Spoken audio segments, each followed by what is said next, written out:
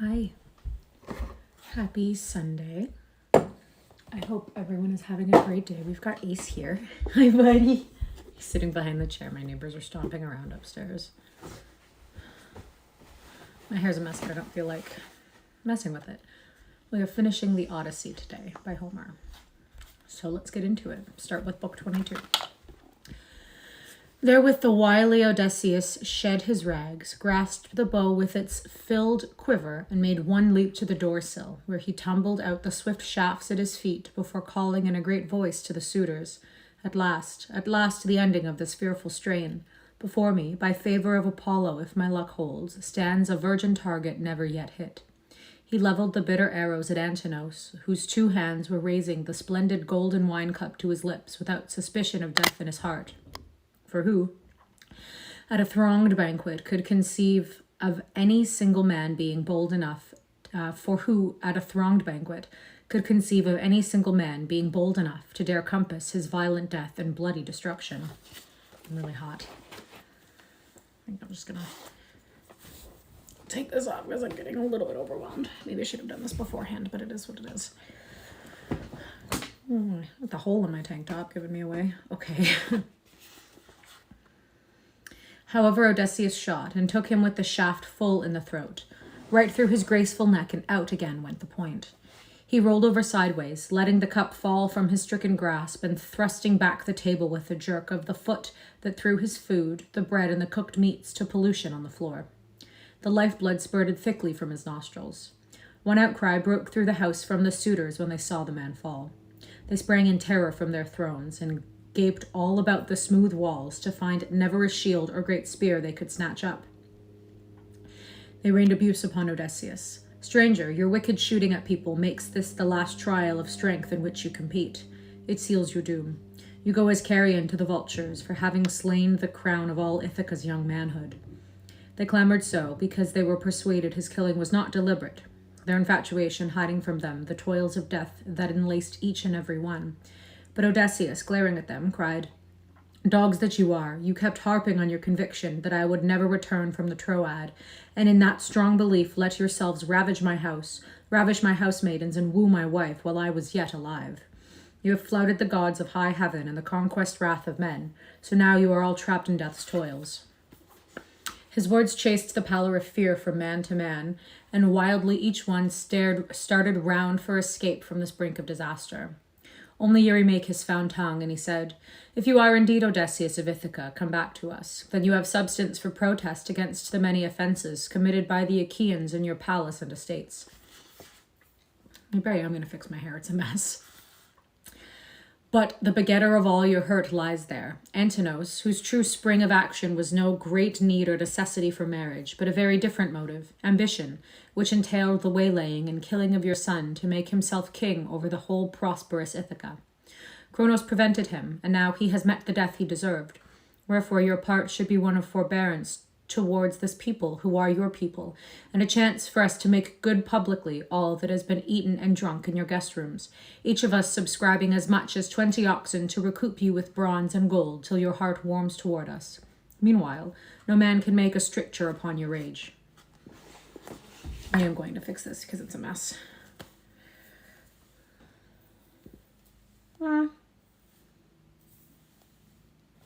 Actually, it doesn't look bad. Let's keep it down. But my roots are horrible. Okay.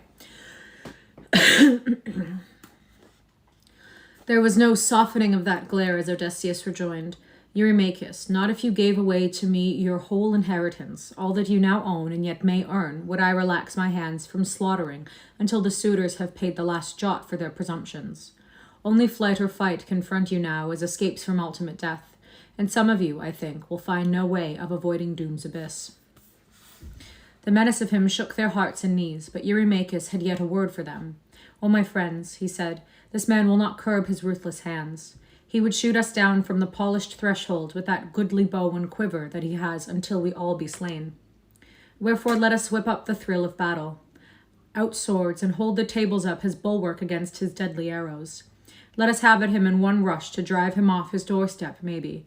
That way we can attain the city and raise an instant alarm, to ensure this man's never-bending bow again. Upon the word, he bared his keen, two-edged bronze sword and sprang forward with an awful cry.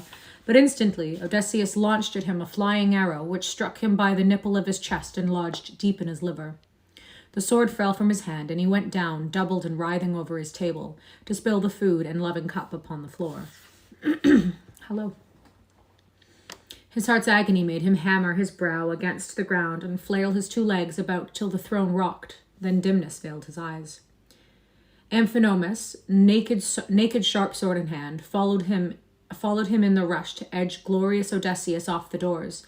But for him, Telemachus was too quick, catching him behind the shoulders so fair and square that the bronze spear point transfixed his breast. He crashed earthward full on his face, while Telemachus, abandoning his weapon, sprang away in fear that some Achaean might stab him whilst he was tugging at the long shaft, or cut him down while he stooped for it. So he ran off quickly to his father and paused by him to say excitedly, "Father, now let me fetch you a shield and a pair of spears and a bronze skull cap with cheek pieces. At the same time, I can equip myself and provide for the swineherd and cowman. We had best be properly armed." And Odysseus, the man of judgment, replied, "Run for them, then, while I still have arrows, or they will force my unsupported self off from the doors." I'm not sure why I've had something in my throat for the past couple streams. To obey his dear father's word, Telemachus raced to the side chamber where the famous weapons lay. He snatched up 4 shields and 8 spears, and 4 of the bronze helmets with their heavy horsehair crests, and came running with them back to his father. There he first arrayed his own person in the brazen arms. Then the 2 freedmen put on the like noble panoply, and they all lined up by wary, cunning Odysseus, who made great shooting, whilst the arrows held out for his defence, each time bringing down an enemy until they lay in swaths. But when the royal archer had no arrows left, he put the bow aside against a polished return of the massive hall entrance, while he passed a 4-ply shield over his shoulders and dressed his great head in a close-fitting helmet, grim under the towering menace of its nodding horsehair crest. He took up 2 brave bronze-pointed spears. Hi, are you a model? Nope, just reading. It chanced that through the main wall had been contrived a hatch with a shutter of framed boards, opening into a narrow passage beyond the top landing. Odysseus had ordered the trusty swineherd to take post there on guard, it being a one-man approach. And now Agelaus spoke up, suggesting generally, "Comrades, might not someone clamber through the hatch and thence warn the world outside to get the alarm immediately raised?" "So this fellow will have shot his last." But Melanthius, the goatherd, answered, "That will not do, high-born Agelaus. The main gates to the court are dangerously near, and the alleyway too narrow. One man of courage could hold it against all comers. Yet I think I can find you body armor from the inner chamber, for surely there, and nowhere else, did Odysseus and his high-born son hide away their arms." Whereupon up went goatherd Melanthius through the smoke vents of the hall into the back chambers, whence he picked 12 shields with spears and crested bronze helms to match, and was soon back amongst the suitors, issuing them out. When Odysseus saw his enemies doing on hauberks and brandishing spears, he shook at the heart and knees, realizing how heavy his task grew. He called to Telemachus in a sharp, quick tone, "My Telemachus, evidently one of those women inside is weighing the odds against us. Or is it Melanthius?" And Telemachus answered from what he knew, "O my father, the real blame for this lies on me, and wholly on me. My faulty hand left the store chamber's stout door unfastened, and they have spied after me too well. Now, good Eumaeus, go close it, and note if the meddler in our business is one of the women, or that son of Dolius, Melanthius, as I guess." While they settled the plan, Melanthius the goatherd made his second journey to the chamber after other useful arms. The stout swineherd, recognizing him, reported at once to Odysseus, who stood close by. "Royal son of Laertes, the villain is the man we suspected, and he is once again on his way to the store. Tell me plainly, shall I kill him if I can better him in fight, or bring him here, to pay for all the wickedness he has committed in your house?" Odysseus weighed his reply and concluded, "However fiercely they attack, Telemachus and I can hold the raging suitors at bay inside the hall. So away with both of you, and fling him down amidst the storeroom, pinion his hands and feet behind him, and lash him back down on a plank. Then make fast a twitched cord about him, and hoist him up high in the pillar Then make fast a twisted cord about him and hoist him up the pillar high into the roof beams, where leave him to ebb out his life in lingering torture. Sometimes words are hard. They heard these orders eagerly and obeyed. They reached the chamber without the man inside it knowing, for he was right at the far end, groping after more weapons. The two of them took stand either side of the doorway and waited for Melanthius, who at last made to cross the threshold with a noble casque in one hand, and in the other a great old shield, now all warped with mildew, for it had belonged to the hero Laertes in his prime, and the stitching of its straps had given from lying by so long. Then they leapt at once upon him, gripping his hair and haling him back into the room, where they cast him in terror upon the floor and bound him tightly, hand and foot, twisting the joints painfully behind him, just as great Odysseus ordered, before they passed the stranded rope about his body and hauled him up the pillar to the rafters. And then how you baited him, O Eumaeus, the swineherd. You said, "There you are, Melanthius, fixed in the soft bed you deserve, where you can stretch out on watch all night long, sure to see golden dawn ascend her throne from out the ocean streams, in warning that you must now drive your goats to the palace for the suitors' feasting." So they left him, racked in bonds of agony. They armed themselves again, fastened the shining door, and came back to wary Odysseus. And then, from the threshold, these four men, breathing battle, faced the many champions that held the body of the hall. To them came Athene, the daughter of Zeus, but like Mentor in form and voice. And Odysseus, in his gladness at the sight of her, cried out, "Mentor, remember we were friends who grew up together, and I helped you often. Rescue me from ruin."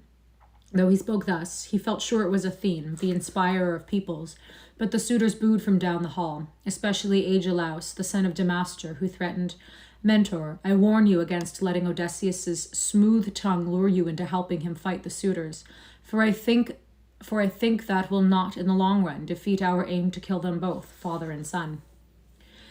After which we shall put an end to you, taking your head in payment for your foolish dream that you can effect things here. And when our swords have lopped away your strength, we shall treat all your possessions, indoor and outdoor, as one with the wealth of Odysseus, forbidding your sons and daughters the use of your mansion, and your devoted wife any longer abiding the town of Ithaca." That they should so threaten her made Athene's heart swell with rage into angry words, wherewith she turned and rent Odysseus, saying, "How are your strength and manhood fallen, O Odysseus, since those 9 years on end you battled with the Trojans for the wide-armed, gentle Helen's sake, and slaughtered them by heaps in the deadly struggle, till Priam's spacious city bowed to your design? Dare you appeal for pity before the suitors' faces, and let your courage fail you amidst your home and cattles? Hither, dear heart, stand by me and watch my work, to see how Mentor, the son of Alcimus, requites, even into the teeth of the enemy, the kindness he has received." She only gave him these words, and not unchallenged victory, because she had it in her mind yet to prove the force and fervor of Odysseus and his aspiring son. Away she flitted in the guise of a swallow to the smoke-dimmed rafters of the hall, and there perched. I'm just going to take a second. I ate before this, and there was hot sauce on it, and now my lips are on fire. Okay. So heavily had the arrows rained down that very many had fallen, but Agelaus, the son of Damastor, Eurynomus, Amphidemon,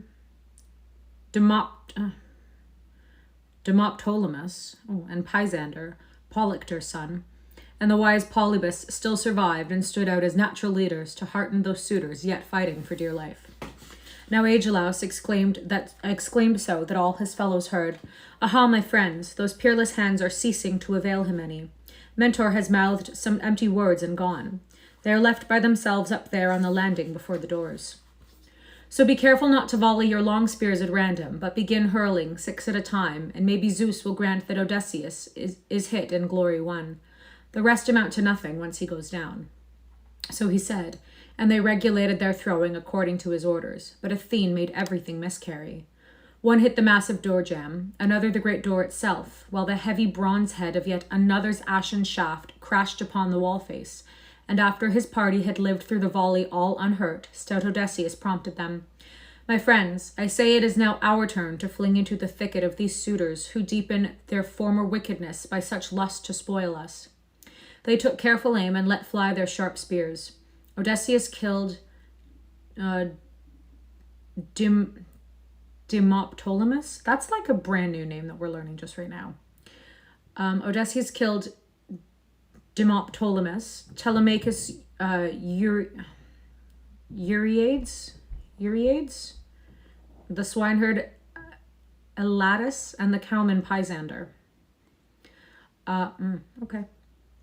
As all these tumbled to the immense floor and bit its dust, the suitors fell back to the rear of the hall, while the others ran down and recovered their spears from the corpses. Then came the suitors' second critical cast of spears, most of which Athene again made to fall idly against doorpost, door, or wall. But you know what? I'm calling him the wrong name, but that's fine. But Amphidemon's shot caught Telemachus on the wrist, only a graze, the blaze just breaking the outer skin, while the long spear of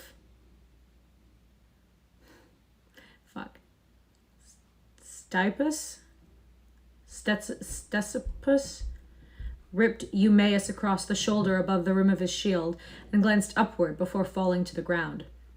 Oh, this whole back half of the book is just going to be me mispronouncing names. So, beware.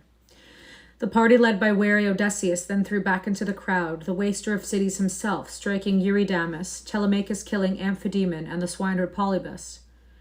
After them, the herdsman flung to hit Stesippus in the heart and vaunt himself, saying, "You loved your jibe, son of Polytherses. You loved your jibe, son of Polytherses, but the gods are greatest. Wherefore another time give them the word, and let not your folly talk so big. This gift squares the neat's foot hospitality you gave divine Odysseus lately, while he was begging through his house." As the keeper of the screw-horned herds declaimed, the others were stemming the rush hand to hand, the long shaft of Odysseus stabbing the son of Damastor, and Telemachus thrusting Leocritus, son of Euenor, in the pit of the stomach so shrewdly that the bronze spear point went right through, and he tipped headlong to earth, face down.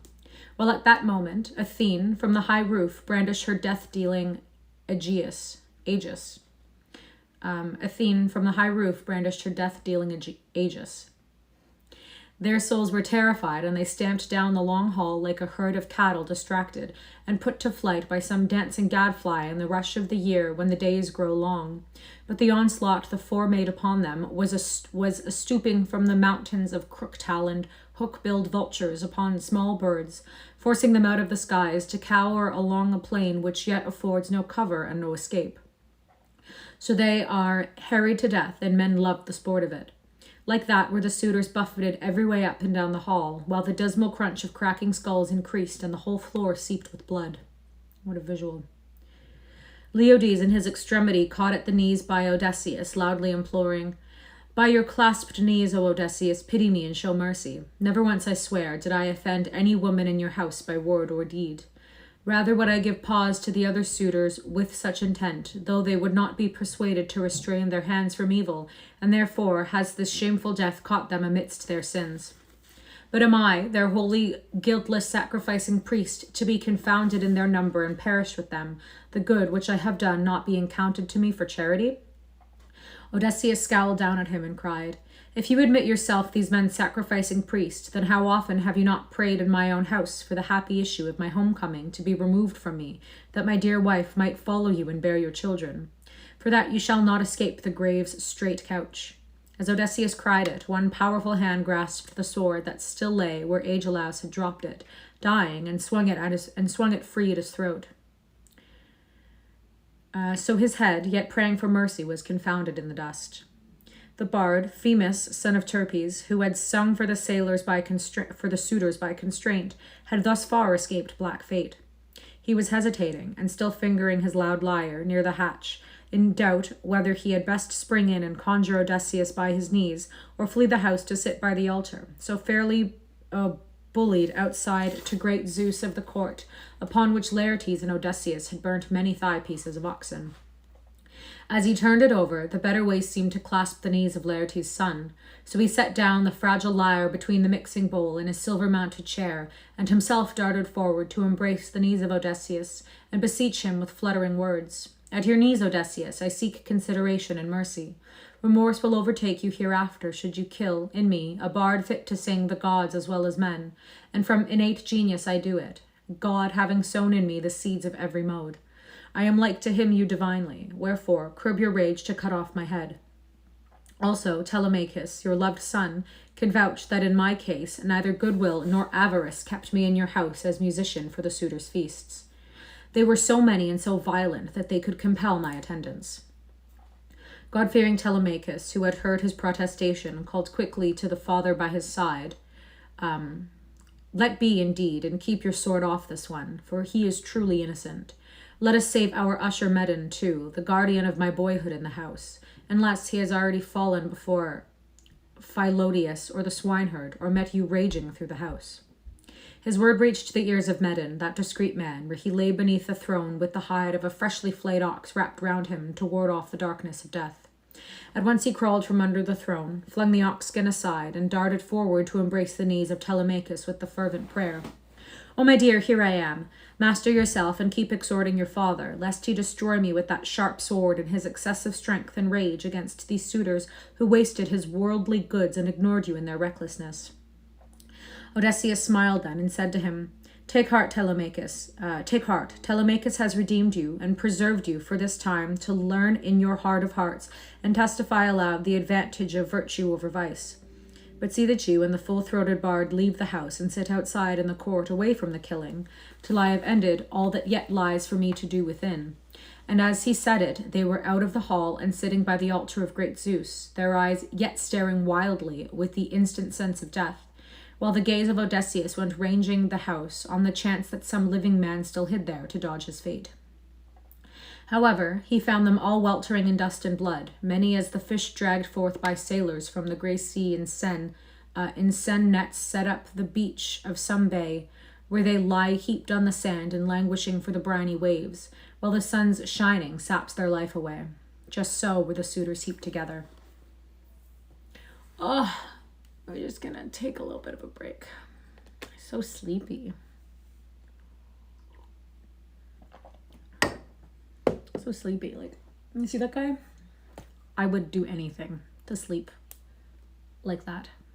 Oh, to be a dog. He's never had to worry about a car payment. Then the guileful Odysseus said to Telemachus, Go now and call Euryclea, for I have a word near my heart to speak with her. Telemachus obeyed his dear father's orders and rattled at the door to summon the nurse, crying, Up with you now, aged dame and supervisor of our housewomen. Come hither. My father calls you for somewhat he has to say. Not a word could she launch in reply. She opened the doors of the stately hall and paced in, Telemachus ushering her, to where Odysseus stood in a slaver of blood and muck amidst the corpses of his victims, like some lion that had devoured an ox at grass and prowls forth, terrible to the eye, with gory breast and chaps. So was Odysseus bedabbled from his hands right down to his feet. She, when she saw the corpses and the pools of blood, knew how great was the achievement and opened her mouth to raise the woman's battle wail. But Odysseus checked her excitement and stilled her with these trenchant words. Rejoice within yourself, Bedlam, and quietly. Keep back that throbbing cry. To make very glad over men's deaths is not proper. These fell by doom of the gods, and through the wickedness themselves had wrought, in disregarding good and bad alike amongst their earthly visitors. To such infatuation they owe their ignominious death.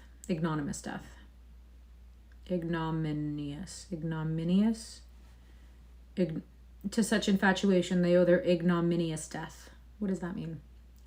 Now instead, name me the full roll of housewomen, who that disgrace me and those that disgrace me and the innocent ones. Then his good nurse Euryclea said to him, Indeed, my child, I will tell you the very truth. In the palace you have 50 serving women, whom we have broken to your service and taught such duties as carding wool. Of them just 12 ran to shamelessness, despite me and the orders of the queen, not of Telemachus, for his growing to account is a new thing. Never did his mother let him touch the women servants. But now let me mount to that bright upper room and bear tidings to your wife, where she lies plunged in a god-given sleep. But cunning Odysseus forbade her. By no means call her yet. Bid me and those women who have been disorderly. And away at his word went the old dame through the house, warning the women and hustling them forward, while Odysseus called to Telemachus, to the stockman and to the swineherd, saying with energy, Start to clear away the dead, making the women do the work, and then swill down the rich seats and tables with water and fibrous sponges. Afterwards, when you have restored the whole house to order, take these servants outside the stately hall to that spot between the round vault and the courtyard's strong boundary wall, and there slaughter them with your long swords till the last life is spent and their love passages with the suitors are wholly out of mind. Damn. So he bade them, and the erring women trailed in, all huddled together and crying great bitter tears of woe. First they bore out the dead and laid them in heaps along the portico of the walled court, Odysseus directing that work himself and driving them, for it took force to make them do it. And then they cleaned down the noble thrones and tables with water and soft sponges, while Telemachus, with the swineherd and cattlemen, scraped down the floor of the strong house with hose, the maids carrying for them to dump out of doors. When the house was tidy, they led the women servants beyond the great hall and penned them in that blind place between vault and boundary wall, whence escape was impossible. And then Telemachus began to speak thoughtfully. "It irks me," he said, "to give any sort of clean death to women who have heaped shame on my head and my mother's, and have wantoned with the suitors." That was what he said. He made fast a dark proud ship's hawser to a pillar and strained it round the great spiral of the vault, at too great a height for anyone to touch the floor with her feet. Sometimes in a shrubbery men so stretch out nets, upon which long-winged thrushes or doves alight on their way to roost, and fatal the perch proves. Exactly thus were the women's heads all held a row, with a bright of cord drawn round each throat, to suffer their caitiff's death. A little while they twittered with their feet. Only a little. It was not long. Melanthius they dragged through the entry and the court, sliced his nose and ears with their cruel swords, and tore out his privates, which they fed raw to the dogs. Their spite made them also cut off his hands and feet, after which they rinsed their own feet and hands, and rejoined Odysseus in the house, all their achievement perfected. Wherefore he called to Euryclea, the beloved nurse, "Bring me purifying brimstone, dame, and bring fire, for me to smoke the palace through, and also summon Penelope with her handmaidens. Have all the women of the house in here at once." Devoted Euryclea answered him, "In this, my child, you follow precisely the right course. Yet suffer me to bring you tunic and cloak for covering. You lower your dignity by standing in your hall with mere rags about your broad shoulders." To which Odysseus only said, "Light me the fire in the hall first," and Euryclea had no choice but to obey. Whereupon Odysseus carefully purged the hall, the private rooms, and the court with the fire and brimstone of her furnishing. Afterwards the old woman went through the noble house to notify the women and bid them hastily attend. They came forth from their quarters, torch in hand, poured round Odysseus, and embraced him with kisses and loving hand-clasps for his head, shoulders, and hands. And, as his heart recalled each one of them, sorely his temptation grew to burst out weeping and wailing. Okay, chapter 23, book 23. But it was with a cackle of laughter that the old dame climbed towards the upper room to warn her mistress of her beloved husband's return. Her knees moved nimbly, and her feet tripped along to the lady's bedhead, where she stood and spoke her part. "Awake, dear child Penelope. Open your eyes upon the sight you have yearned for all these days. Odysseus has appeared at this end of time. He has reached his home, and in it slaughtered the recalcitrant suitors who for so long vexed the house, ate his stored wealth, and outfaced his son." Circumspect Penelope replied to this, "Dear mother, the gods have driven you frantic. They turn to foolishness the ripest judgments, and the flighty into sober ways. From them comes this derangement of your old true understanding. But why tease with fantasies a heart already brimmed with grief? Why wake me from the sleep whose sweetness held me in thrall and veiled my eyelids, the best sleep I have enjoyed since Odysseus went away to view that ill city never to be named? Off with you below, instantly, to the women's quarters. Had any other of my housemaidens roused me with the news of the sort, I should have sent her smartingly back into her place. Just for this once, your great age shall excuse you." Euryclea persisted. "Dear child, I am in very earnest with you. Odysseus, I say, is here. He came back to the house as that stranger who met such scurvy treatment at all hands. Telemachus long since learnt his identity, but very properly hid the knowledge, to let his father's revenge take shape against those proud, rough men." This time her word transported Penelope, who leapt from the couch and clasped the old woman, crying shrilly through the tears that rained from her eyes. "Oh, dear mother, but tell me truly, if, as you say, he really is come home, how has he coped single-handed with the shameless suitors who mobbed our house continually?" And the good nurse told her, "I did not see. I do not know, but I heard the groans of their slaying. We all shrank, trembling into a corner of our safe room, its doors wedged fast, until your son Telemachus came and called me forth at his father's bidding. There in the hall I found Odysseus, stalking amidst the bodies of his slain that littered the beaten floor. Your heart would have glowed to see him so lion-like, all battle-stained and steeped in blood. Now the corpses are piled up outside by the courtyard gates, while he has had a great fire lighted and purges the lovely house. He sent me to summon you, so come, that at the end of all the sorrow you two may enter your heart's gladness hand in hand. Surely your lingering hope is now fulfilled. He reaches his fireside alive and finds you and your son still there, while upon each and every one of those suitors who served him ill in the house he has wreaked his revenge. Hush, mother, said Penelope the decorous. Do not sing too loud or soon. You know how graceful his reappearance in the house would be to everybody, how grateful his reappearance in the house would be to everybody, particularly to me and to his son and mine. But what you proclaim does not ring true. This massacre of the overbearing suitors has been the work of some immortal, inflamed by their heartbreaking wanton insolence, which has regard for no soul they met, neither the bad nor the good, so they have been punished according to their sins. But meantime Odysseus, in some far land, has lost his way to Achaia, yea, lost himself. Nurse Euryclea replied, My child, why let fall that dull word of your husband's never coming home, when he is here already and by his fireside? Your heart was always stubborn in unbelief. Why, I can quote you assured proof, that scar from the boar's white tusk long years ago, which I noted as I watched him. I wanted to tell you upon the instant, but he, careful for his own interests, put his hand over my jaw and silenced me. Come with me now, and I pledge my life on it. If I mislead you, then slay me by the meanest death you know. Penelope responded, Even your storied wisdom, mother dear, hardly equips you to interpret the designs of the eternal gods. Howbeit, let us away to my son, for I would see the suitors lying in death and their slayer. She was going down as she spoke, her heart in a turmoil of debate whether to keep her distance while she examined her dear lord, or go straight up at once to kiss his head and clasp his hand. So when at length she came in across the stone threshold, it was to take a seat in the firelight facing Odysseus, but over against the further wall. He sat at the base of a tall pillar, waiting with drooping eyelids to hear his stately consort cry out when she caught sight of him. But she sat there in a long silence with bewildered heart. One moment she would look and see him in his face, and the next moment fail to see him there, by reason of the foul rags he wore, till Telemachus named her in disapproval.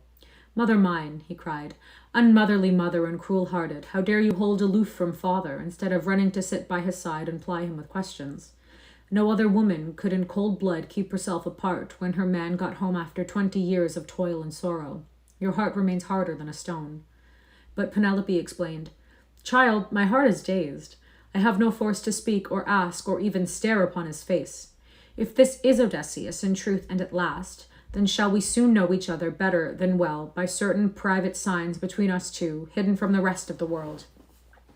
At which the glorious, long-suffering Odysseus smiled and said hastily to Telemachus, After that, leave your mother alone for the test in her room with me presently.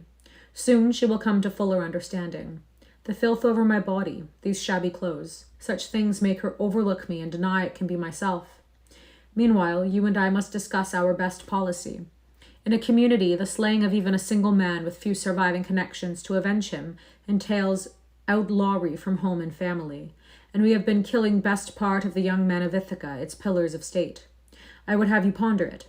But Telemachus rejoined, Let that be your business, father dear.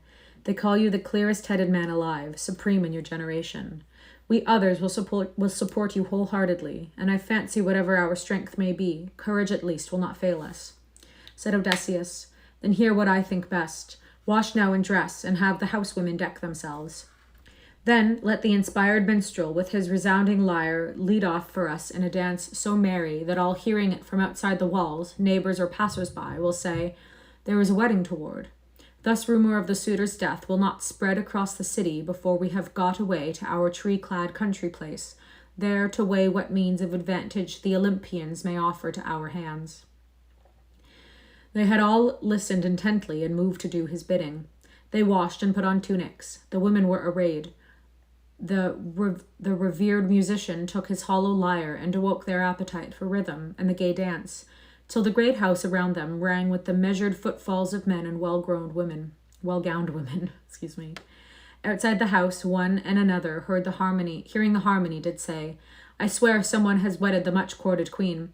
Callous she was, and lacked the fortitude and constancy to keep the house of her lawful husband until he came. Such was the gossip and ignorance of the real event.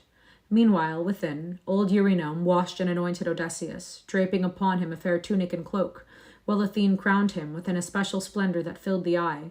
She made the hair of his head curl downward floridly, like bloom of hyacinth. As a craftsman lavishly endowed with skill by Hephaestus and Pallas washes his silver work with fine gold until its mastery shines out, so the grace from Athene glorified his head and shoulders, and made his figure, when he left the bath chamber, seem divine.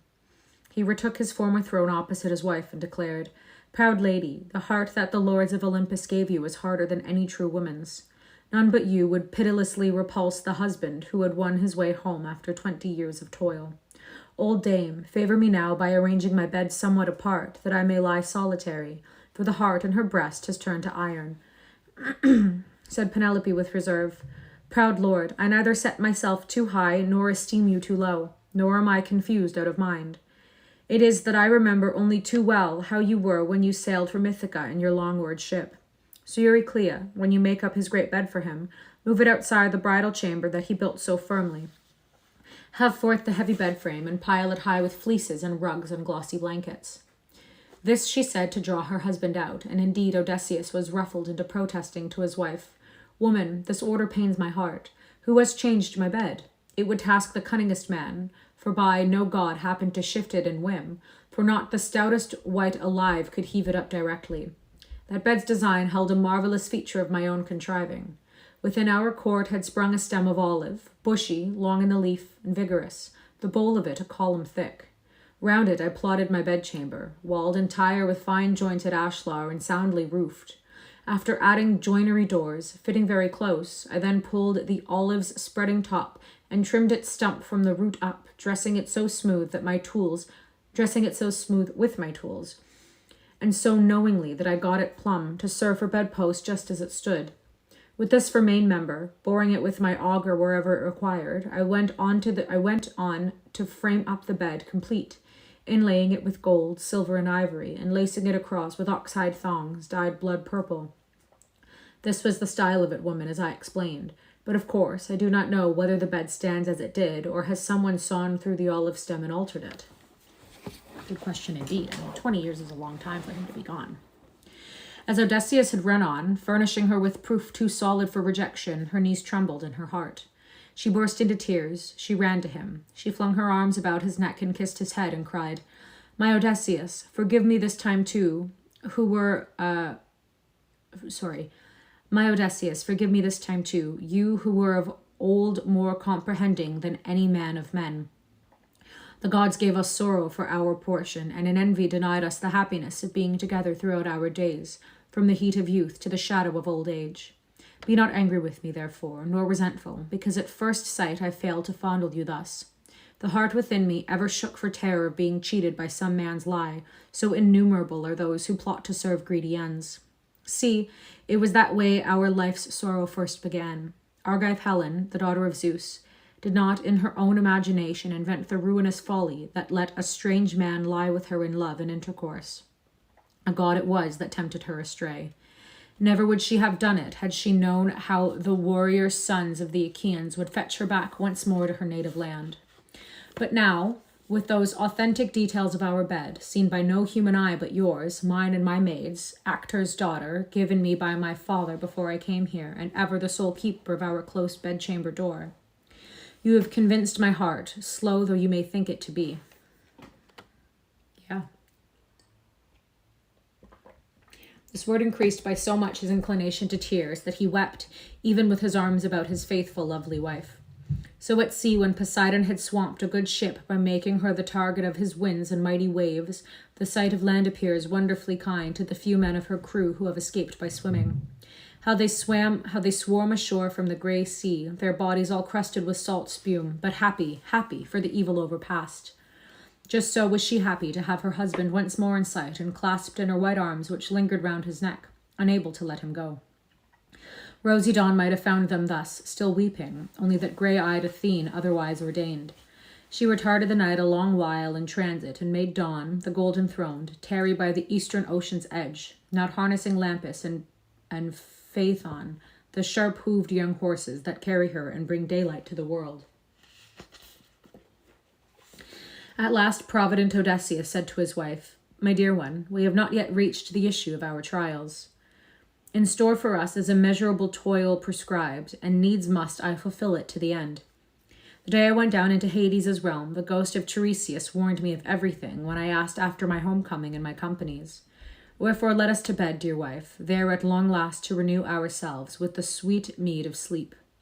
To which Penelope answered, "Bed is yours the instant your heart wills, for have not the gods restored you to your own great house and native land? But now that heaven has put it in your mind, tell me of this ordeal remaining. Later I must know, and forewarned is forearmed." Odysseus in reply answered her, "Brave spirit, I shall tell you, hiding nothing. But why press me insistently for knowledge that will no more please you than me? He gave me word that I must take my shapely oar and wander through many places of men, until I find a people that know not the sea and have no salt to season their food, a people for whom purple-prowed ships are unknown things, as too the shaped oars which wing their flight. An infallible token of them he has told me, and I make you wise to it. When another wayfarer passes me and says, I have a winnowing fan on my stout shoulder, even there I am to strike my oar into the ground and offer for rich sacrifice to King Poseidon a ram, a bull, and a ramping boar. Thence I may turn homeward to celebrate the gods of high heaven with hecatombs of victims, and all things else in order due. While death shall come for me from the sea, very mildly, ending me amidst a contented people after failing years have brought me low. He assured me all this would be fulfilled. And Penelope's wise comment was, "If the gods will make old age your happier time, then there is prospect of your ill luck passing." Thus they chatted while Eurynome and the nurse under the flaring torchlight arranged the soft coverlets upon the bed. When they had busily made it comfortable and deep, the old nurse returned to her sleeping place, while Eurynome, the chambermaid, conducted them bedward with her torch. She ushered them to their chamber and withdrew, and gladsomely they performed their bed rites in the old fashion, Telemachus and the herdsmen staying their feet from the dance and staying the women, so that all slept in the darkling halls. After the first thrill of love had passed, the pair began to exchange histories for mutual entertainment, the fairest of women telling what she had put up with in the house, watching the suitors' greedy swarming, and the multitudinous sheep and cattle they slew for sake of her, and all the broached jars of wine, while heaven-born Odysseus told of every hurt he had done to others and the woes himself had suffered, detailing thing by thing. And eagerly she heard him, slumber never weighing down her eyelids until all was told. He began with the conquest of Sycones, thence to Lotus land, and of what Cyclops did and the price exacted for his cruelly devoured friends. Then how he got welcome and help from Aeolus, but unavailingly, for further storms drove him sadly adrift, and also of Telepylus, where the Lastrygonians destroyed all the ships and crew except his own. Next of Circe's wiles, and of his ships voyaging to Hades to consult Tiresias, where he saw all his dead company, and the mother who had cherished him when he was young. Then of the siren song, the clashers, Scylla and Charybdis, those fatal ones, of his crews killing the cattle of the sun, wherefore Zeus's lightning destroyed the ship and all aboard but himself, and of Aegegia, and his kindly durance in the cave with Calypso, whose promised immortality did not seduce his love, of his pains to reach Phaeacia, where he got worshipful hospitality, gifts, and transport home. And as the tale ended, sleep fell gently upon him, relaxing his limbs and delivering his mind from care. Athene was not at the end of her plans. The instant she judged Odysseus satisfied with love and sleeping, she let golden dawn rise from the ocean to light mankind. With her rose Odysseus and held forth to his wife. Lady mine, hitherto we have both travailed exhaustively, you in lamenting the hindrances to my return, I in the sorrows wherewith Zeus and the other gods afflicted me, homesick, far away. But now that we have both reached the bed of our desire, do you take my indoor interests under your especial care. As for the sheep butchered by the impudent suitors, I shall go raid a many, and more will the Achaeans give me till the sheepfolds are full. But my first journey must be to the plantations of our farm, where I shall see the good father who has been in grief for me. One prior consideration, however, I would put to your most subtle mind, lady.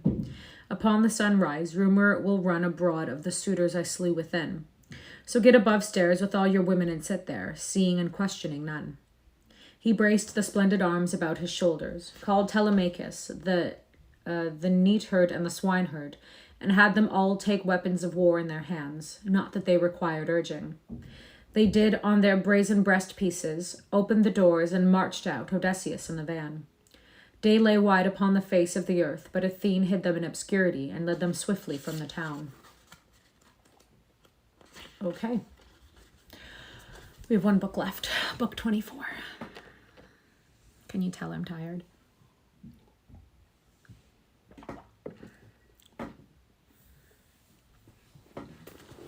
Let's get into it. Book 24. This is actually, I'm more comfortable like this, so I'm going to see if I can take a layer out of what I've got you perched up on. Just so that there's not so much empty space. Carmilla, what you were perched up on. Yeah, that's a little bit better. Maybe. Book 24. Hermes the Celaenian bade forth those ghosts of men that had been suitors. In his hand was the rod of pure gold, with which at will he charms men's eyes to rest or stirs them from sleep. By a wave of it, he had them afoot and following them with such thin cries as bats use in the fastness of their mysterious cave, whenever one falls squeaking from the clustered swarms that hang downward from the rocky roof. So they flocked after, weakly piping, while gentle Hermes led them down the dank, dark passage, by the ocean stream and the white crag, past the portal of the sun and the land of dreams, till soon they entered the asphodel meadows, where harbour the shadowy ghosts of those that have passed away. There was to be found the soul of Achilles, son of Peleus, with that of Aias, next after him of all the Greeks for splendid face and figure, also the souls of Patroclus and of brave Antilochus. As these were grouped round Achilles, the woe-begone spirit of Agamemnon, son of Atreus, approached amidst a concourse of those who fell with him in the house of Aegisthus, and there miserably died. To him Achilles' ghost began, "Why, Atrides, we used to fancy you more continually beloved of Zeus the Thunderer than any earthly hero, because you commanded the hosts of brave men in that Trojan land so costly to us Achaeans. It was decreed that the doom of death, which no son of man avoids, must come to you so soon. If only you could have met it in the Troad while your sovereignty endured, for then the consort of Achaea would have raised your tomb, and a great glory been earned for your son, instead of this piteous fate which has been your lot." The ghost of Atrides answered, "You happy son of Peleus, godlike Achilles, to have found death near Troy and not near Argos. Some of the noblest youths, both Trojan and Achaean, died about you, furiously contending for your body, whose grandeur lay so grandly in the whirling dust, forgetful of its chivalry. Through the long day we battled, and should not even then have ceased but for the storm with which Zeus halted us. Afterward, we bore you from the field to our ships, where we set you on a couch and cleansed your beautiful body with warmed water and unguents. Round you the Danaans pressed, shedding hot tears and shearing their love tresses. Your mother, when she heard, came forth from the waves with her deathless sea maidens, the cry of them ringing across ocean so marvelously that a thrill of fear passed over the Achaean host, which would have risen and fled to the ships, but for Nestor stemming them with his rich, rare wisdom, so often tested and approved." That was all one sentence. The sentence is like this long. "Because he knew, he called to them and said, 'Be still, Argives. Flee not, you young Achaeans. This is his mother coming from the sea, and with her the immortal maidens of the sea, to encounter her dead son.' When they heard him, the Achaeans bravely contained their fear, while the daughters of the ancient of the sea circled about you with bitter lamentations and wound your body in imperishable robes. The 9 muses joined to sing your dirge, voice answering sweet voice and harmony, and so movingly rose and fell their clear chant that you would not have found one Argive there dry-eyed. Through 17 days and 17 nights we mourned you, deathless ones, and mortal men alike, and on the 18th, having sacrificed many good sheep and screw-horned kine, We gave you to the flames, and you were consumed in those divine robes and lapped with a plenty of spices and sweet honey, while panoplied companies of Achaean warriors, mounted or on foot, tramped round your burning pyre with a loud clashing of arms. Then after the fire of Hephaestus had had its way with you, very early in the morning we disposed of your white bodies, Achilles, in neat wine and unguent. Your mother offered a gold two-handled urn, saying it was Dionysus's gift and a work of fame to Hephaestus. In it, brilliant Achilles, rest your white bones and the bones of dead Patroclus, the son of Menoetius, while apart but near lie the ashes of Antilochus, whom you admired above all your other friends, the fallen Patroclus only excepted. Over you, we, the army of devoted Argive spearsmen, piled a great tomb that towers on its jutting headland far over the Hellespont, a mark for seafaring men of our day and days to come. Your mother went to the gods and begged of them noble trophies which she exhibited in an arena for the Achaean athletes.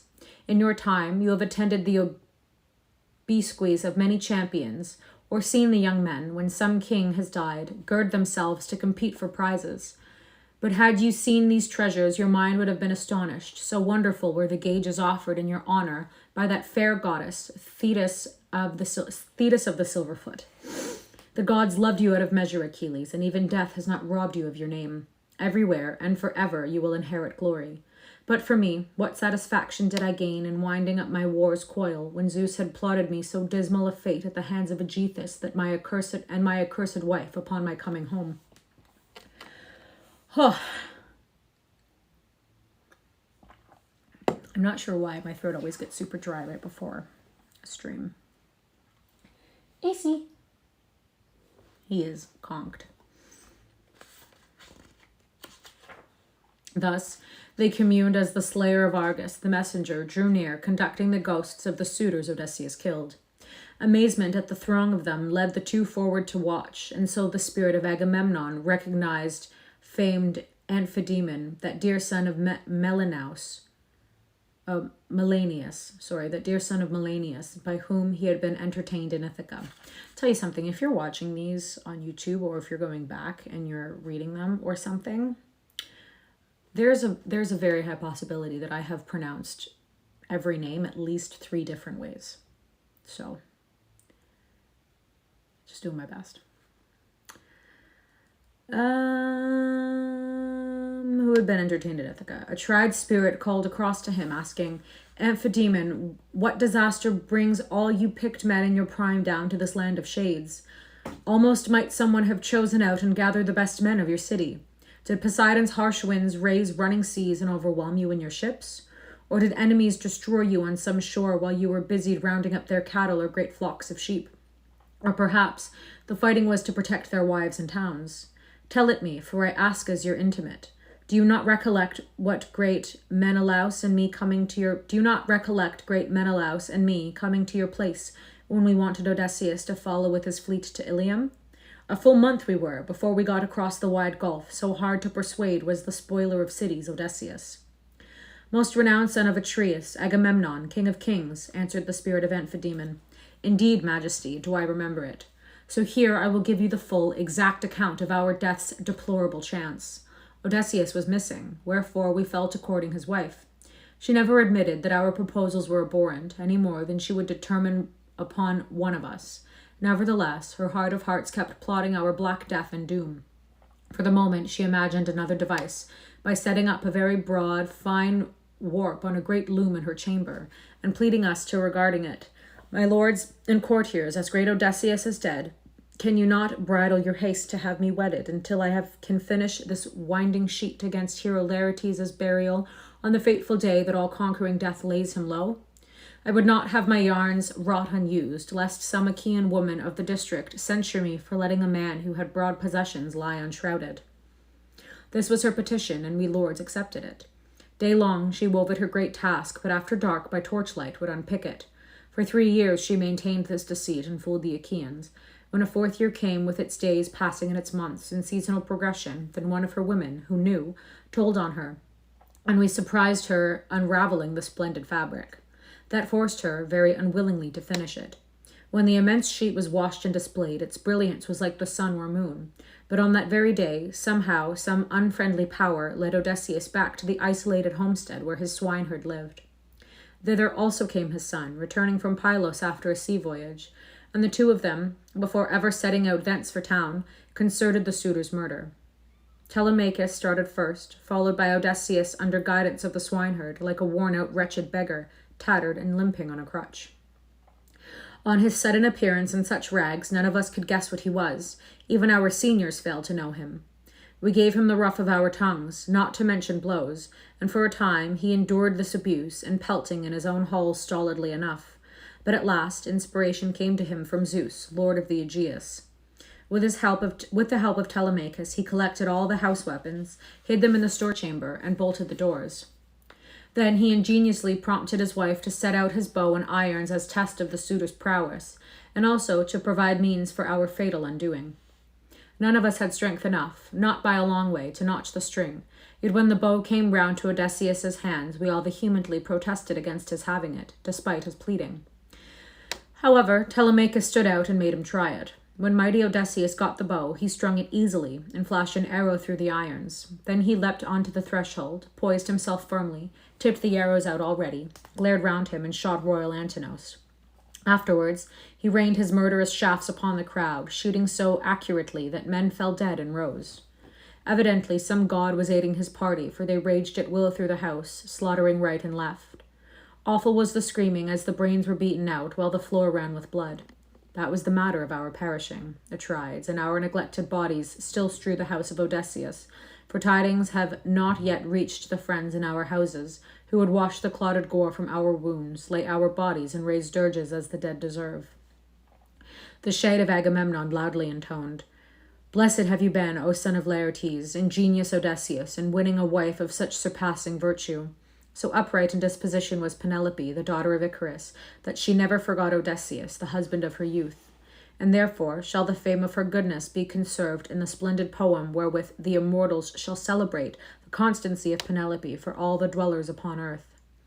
How unlike the wickedness of that daughter of Tyndareus who slew her husband. In the poem that men sing of her, she shall seem abominable, a blot upon even the honest women amongst her sex." Things like this the two said to one another where they stood in Hades' mansions under the hidden palaces of the world. Just taking a quick little break. Have any of you tried to read for an hour and a half straight? It's not easy. Aloud, I mean. It's not easy and your throat gets real dry. I'm so sleepy. Okay. Meanwhile, Odysseus and his men had passed the town. Soon they reached the flourishing estate of Laertes, acquired by him years before after great effort. There stood his place, ringed with the hovels in which the slaves who served his purposes ate and sat and slept, while in the house proper he kept an old Sicilian woman who diligently tended her aged master in this farm so far from the town. Now Odysseus had a word for his son and the serfs. In with you smartly to the well-built house, he said, and there devote the finest of their hogs to making our dinner. Meanwhile, in view of my long absence abroad, I shall go test if my father knows me again by sight or not. He handed his arms to the two thralls, who went straight in, as Odysseus proceeded through the rich fruit farm on his quest. He went down the great garden, but did not meet Dolius, nor any other of the serfs or serfs' sons. Everybody had gone under that old man's guidance to collect stones for walling up the vines. So what he found was his father alone in the neat vineyard, hoeing round vine stalk. The greasy tunic upon him was patched and mean. His shins were cross-gartered and botched leggings of cowhide, to save their being scratched, and he wore a hedging gloves against the brambles, with a goatskin cap for his head, all of which made plain his despondency. When Odysseus knew for his father this outworn old man, lined with heart-sickness, he paused beneath a tall pear-tree to drop a tear, while his heart asked his head if he might not kiss and clasp this father, and blurt out how he had returned and regained his native land. Instead of catchizing him first and trying him every way, but upon reflection he deemed it still expedient to rake him with searching inquiries. In this mood, Odysseus marched up to him, only he had his head down and so went on working carefully about his vine, till his famous son was beside him and said, "Old man, you prove yourself no fool at looking after trees. What a return they make! In all the garden there is not one plant, no fig, vine, olive, pear, or vegetable plot without its contribution to the whole. Yet one remark I would offer, and take it not amiss. Your own state seems less considered. Old age presses ruinously upon you. Yet you go wasted and pitifully clad. No idleness gives the master grounds for this neglect, nor do your carriage and demeanor betray the slave. You have a royal air like one who can take his ease abed after bath and refreshment as befits great age. So tell me now plainly and well whose serf you are, and what fruit garden is this you tend. I require the truth, particularly to satisfy myself that this is really Ithaca, as a fellow just now told me when I met him in my way. A boorish fellow, lacking the manners to answer me fully or hear out my inquiries after a friend of whom I wished to know if he were yet here, alive, or dead and in Hades' domain. Wherefore, let me enlarge upon this to your attentive ear. Once in my own dear land I played host to a man that happened along, and never among all the wayfaring creatures that visited me was one more welcome. He acknowledged himself as Ithacan by race, his father Laertes, son of Arcesius. I brought him to my home and entertained him lavishly, as well I could from the plenty I possessed. Also, I gave him gifts of hospitality agreeable to the event. 7 talents of refined gold I gave, and a petal bowl of solid silver, 12 cloaks of a piece, so many carpets, overmantles, tunics, and besides all these, 4 women superbly trained in handicraft and very buxom, those which his own taste chose. Let me just adjust. Okay. The father wept as he answered him. Stranger, you are in the land you seek, but alas, it has fallen into the hands of coarse and ungodly ruffians. Vain have been the gifts you generously gave, your splendid many gifts. Have you found that man living here in his land of Ithaca, he would have received you with noble hospitality, as is the due of the prime benefactor, and sent you on with a goodly return of gifts. But tell me this precisely. How many years is it since you entertained your guest, your unhappy guest, my son? Had I a son? That ill-starred one whom the fishes of the deep sea may have swallowed, or birds and beasts of the field devoured, far from his friends and country. His mother and his father, we his parents, have not shrouded his body, nor raised his dirge. His well-dowered wife, faithful Penelope, never wailed as a wife should over her husband's bier, or closed his eyes in pious duty to the dead. Tell me all the truth of what you are, your city and your people. Where lies the swift ship with capable crew that brought you? Or did you ferry here in another ship which landed you and sailed away? Devious Odysseus answered and said, Yea, hear the truth.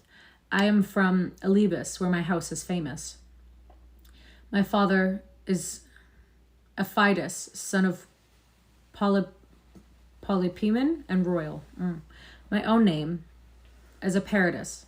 Some involuntary urge drove me hither from Sicania. I don't know how to pronounce these words. From Sicania.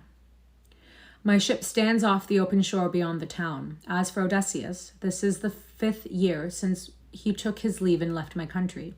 Unhappy man, and yet the bird omens were favorable, wholly on his right as he went away. That made me glad to speed him, and him glad to go. Both of us in our hearts were hoping for another meeting to seal our friendship with rich guests. The news shrouded the old man in a black misery. He groaned deep and long, and gathered cupped palmfuls of dust which he poured over his grey head. This touched Odysseus to the heart. There stabbed through his nostrils a spasm of pain to see his dear father thus. He leapt forward and caught him in his arms and kissed him, crying, I, my father, I myself am the one you seek after, arrived in this 20th year at home. Cease your sighs and sobs, for let me tell you, quickly as the need is, that I have killed all those suitors in my house to punish their burning insolence and iniquity.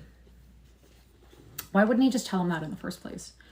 Laertes wailed, If you are my son, Odysseus returned, then show me some clear sign that I may believe.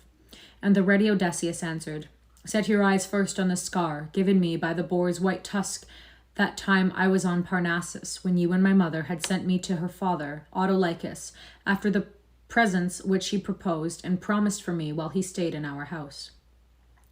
Next I shall repeat to you the tale of trees all down the formal garden, trees which you gave me once when I was but a child, following you about and asking for everything I saw. We were walking amongst these very trees when you told me each one's name and sort. 13 pear trees you gave me, 10 apples, 40 fig trees. Also, you described the 50 rows of vines you would give, each ripening in its time, so that bunches of grapes there would be continually, as the seasons of Zeus swelled them from on high. I keep seeing like bubbles come across the stream and like a like. I don't know what that means. If someone could let me know, that'd be great. At these words, Laertes' knees and heart gave way, for he recognized the manifest proofs furnished by his son. He caught at the great Odysseus, who drew the old man, fainting, to his breast, and held him thus till the breath came back and the spirit quickened in him once more. Then Laertes called, Father Zeus, still there are gods on tall Olympus, if truly the suitors have paid the penalty of their shocking pride. Yet terribly the fear takes my soul that now all the men of Ithaca will mass against us here, while they send hue and cry through the cities of the Cephallenians. Maybe. Never fear it, replied Odysseus, nor let it concern your mind. Off with us to the nearby garden house, whither I dispatched Telemachus with the cowmen and swineherd to prepare a hasty meal. And away the two strolled, chatting to the pleasant house, within whose stout walls labored Telemachus and the herdsmen, carving the abundant flesh and mixing rich wine. There his Sicilian dame washed honest Laertes and anointed him, before putting upon him a handsome cloak, while Athene came down to enhance the stature and build of this shepherd of the people, so dignifying his limbs that the figure which issued from the bath was like an immortal. His amazed son put his wonder into words. Father, he said, surely one of the eternal gods has made you taller and more impressive to the eye. To which the wise old man replied, Ah, but if Zeus and Athene and Apollo would make me the man I was, when as king of my Cephallenians, I led them to the capture of Nericus, that great fortress of the mainland. Had that old fighting self of mine been with you yesterday in our house to help you repulse the suitors, I should have made many a one give it the knees and delighted your heart of hearts.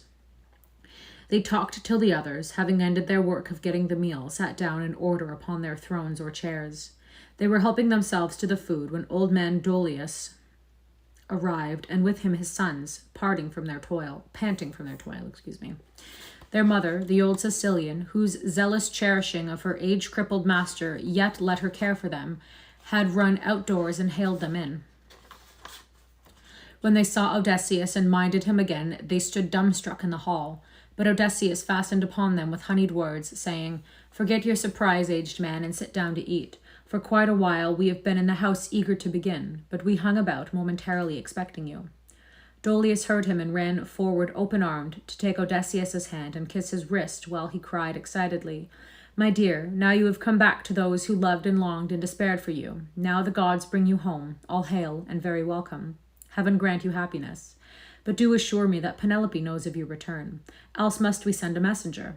To which Odysseus, Ancient man, she knows already. You have no call to meddle there. And back went venerable Dolius to his polished bench, while the sons pressed round famous Odysseus, greeting him and clasping hands. Then they sat properly beside their father and were busied on their dinner in the house. Meanwhile, in the city, rumor had coursed far and fast, proclaiming the destruction of the suitors by death. It's a hard word for Elmo. When the people heard of it, they gathered from all sides to Odysseus' house with wailing and lamentation. Thence party after party bore out the corpses of their dead to burial, while those that came from outlying cities were loaded into swift ships and sent by boatmen home. Afterward, the entire populace trooped in deepest mourning to their debating ground, and whence all were in place, Eupithes rose, heart-burdened with inconsolate misery for sake of his son Antinous, the first victim of kingly Odysseus. Tears rained from his eyes as he harangued them, saying, O my friends, the vast mischief this man has worked against the Achaeans. Think of the many stout warriors he took aboard with him, only to cast away his ships and all their crews, while he returns only to butcher the very best leaders of the Cephallenians that remained. He must act before he takes swift flight to Pylos or sacred Elis, the Epean sanctuary. Let us forward, on our faces will be forever bowed. Let us forward, or our faces will forever be bowed with shame. The disgrace of it will echo down the generations, should we fail to punish the murderers of our sons and kinsmen. For me, there would remain no sweetness in life. Rather would I choose death in the company of these dead. Up and strike before they steal from us over sea.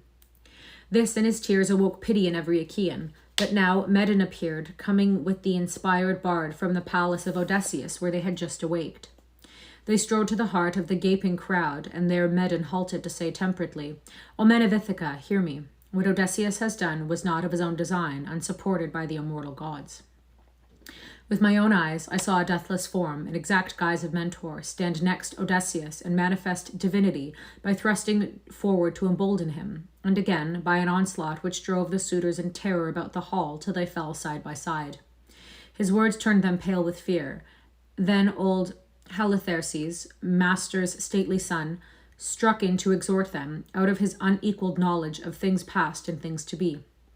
Very candidly he spoke, saying, And now listen to me, men of Ithaca, and to what I say. These disasters have fallen upon your negligence, my friends.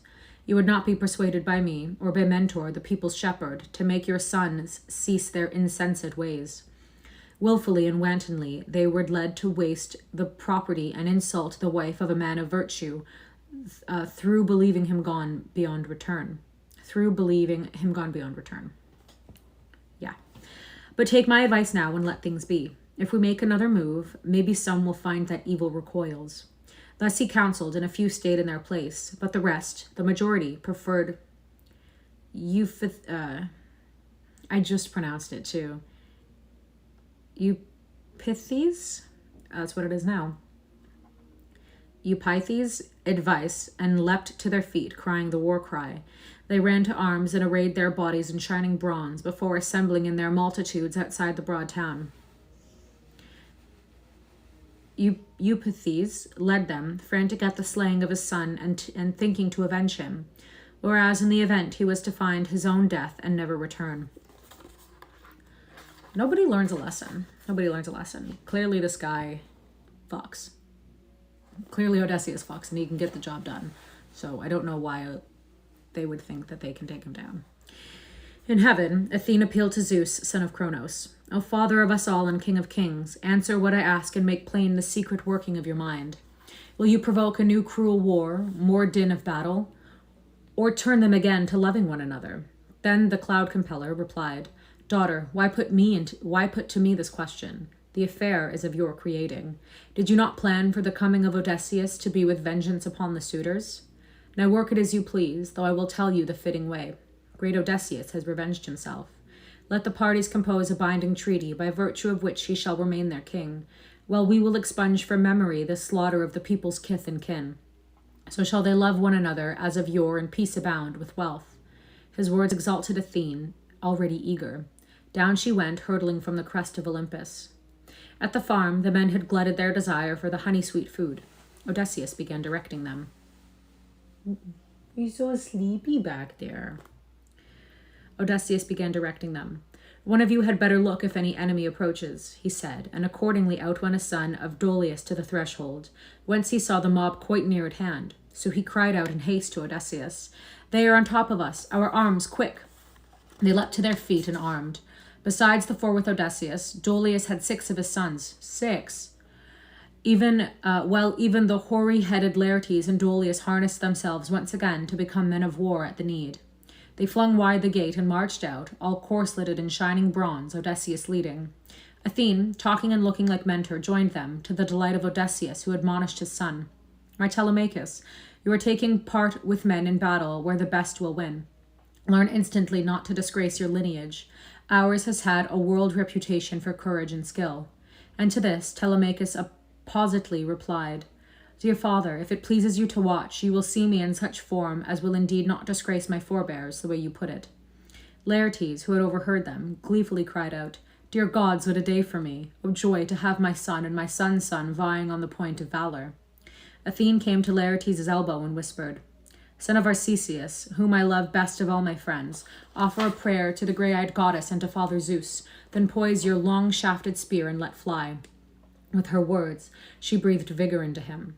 He invoked the daughter of great Zeus, balanced the weapon a moment, and hurled it to strike Eupithes on his helmet's bronze cheekpiece, which did not resist the spear. The point went through, and with a clang of armor the man crashed down. Odysseus and his brave son fell upon the leading rank, hacking with their swords and thrusting with their spears. They would have cut them off and destroyed every one had not Athene, the daughter of Aegeus-bearing Zeus, shouted with such force as to halt the array. "Let be your deadly battle, men of Ithaca," she cried. "Without bloodshed is the affair best arranged." The voice of the goddess blenched them with fear. Blenched. In their panic, the weapons slipped from their grasp and fell together to the ground as the goddess called. They turned their faces toward the town for dear life, while with a roar, the great long-suffering Odysseus gathered himself for the spring and launched after them, like an eagle in free air. But instantly, the son of Cronos flung his lurid levin, which fell before the grey-eyed goddess, the dread father's own child. Then did Athene cry to Odysseus, "Back with you, heaven-nourished son of Laertes, Odysseus of the many wiles. Hold back. Cease this arbitrament of civil war. Move not far-sighted Zeus to wrath." So Athene said, she the daughter of Aegeus-bearing Zeus. Odysseus obeyed, inwardly glad, and Pallas, still with Mentor's form and voice, set a pact between them forever and ever. That's it. That's the end of the Odyssey. And I will upload this on YouTube. It's the same name as this channel, K.A. Reads Classics. It's all one word, no space. I think it's linked. So it's there. And I'm going on vacation. When I get back, we will continue with the Necronomicon, because that seemed very popular. We will continue on with this when I get back. This is what's left. I would love to finish it before the end of the calendar year. Mark it on my Goodreads. Yeah, that's all. I hope everyone has a great day, and thank you for reading with me. Bye.